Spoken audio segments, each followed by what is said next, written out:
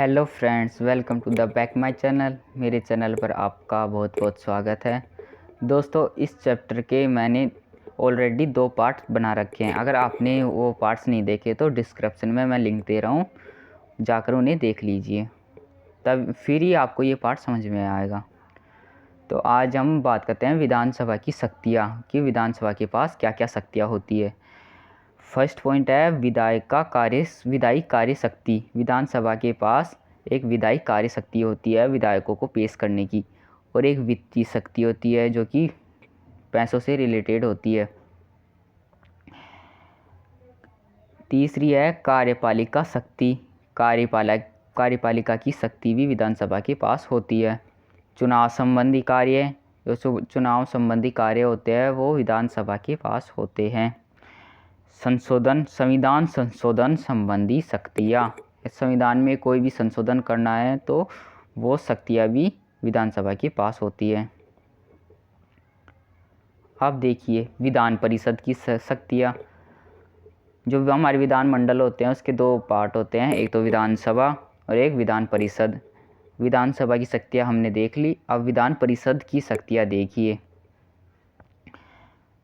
विधायी शक्तियाँ।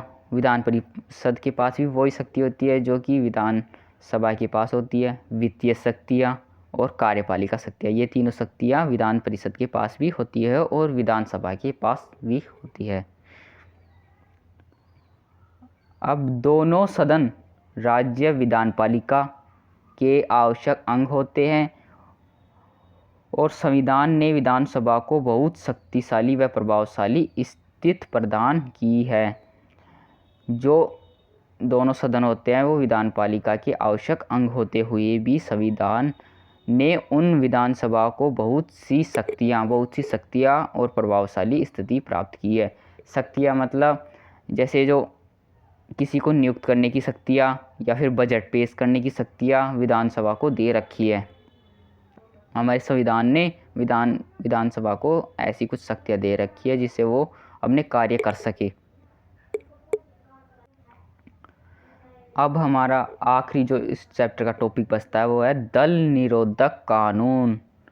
दल बदल निरोधक कानून ये होता क्या है, मैं आपको इसके बारे में बता देता हूँ। अगर एक जो मंत्री होता है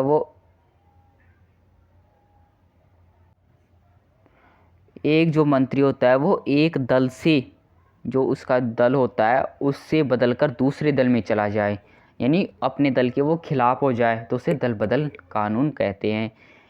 ये भी हमारे संविधान में बताया गया है। संविधान के 52वें संशोधन जो है वो सन 1985 में एक कानून बनाया गया। संविधान के 52वें संशोधन द्वारा 1985 में एक कानून बनाया गया जिसे दल निरोधक कानून कहा जाता है। इसके द्वारा सदन का अध्यक्ष अपने सदस्यों के व्यवहार को नियंत्रित करता है। जो अध्यक्ष होता है वो अपने ही टीम के सदस्य होते हैं, उनके व्यवहार को नियंत्रित करता है इस कानून के द्वारा। इसे दल बदल निरोधक कानून कहते हैं।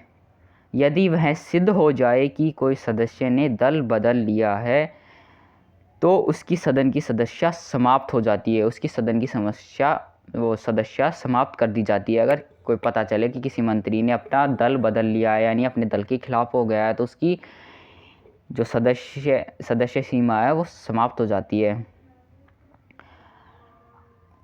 उधर ऐसे दल बदलू को किसी भी राजनीतिक पद के लिए अयोग्य घोषित कर दिया जाता है। अगर कोई व्यक्ति दल बदल लेता है तो उसे किसी भी सदन में जाने की अनुमति नहीं होती है, फिर उसे हटा दिया जाता है हमेशा हमेशा के लिए। ये दल बदल निरोधक कानून होता है कि एक व्यक्ति अपने दल के खिलाफ हो जाए, वो किसी दूसरी पार्टी के बारे में बोले तो उसे उस दल से हटा दिया जाता है और किसी दल में उसे बहुमत नहीं मिलता है। ये दल बदल कानून होता है कि जैसे कि 1985 में शुरू हुआ था। ये आपको डेट याद रखनी है। सो फ्रेंड्स, बस ये चैप्टर यहीं ख़त्म होता है। आप इसे बुक में अच्छी तरह से पढ़िए, और मैंने जो इसके 2 पार्ट बनाए वो भी पढ़िए, और प्लीज़ चैनल को सब्सक्राइब कीजिए। मिलते हैं नेक्स्ट वीडियो में, तब तक के लिए बाय, धन्यवाद।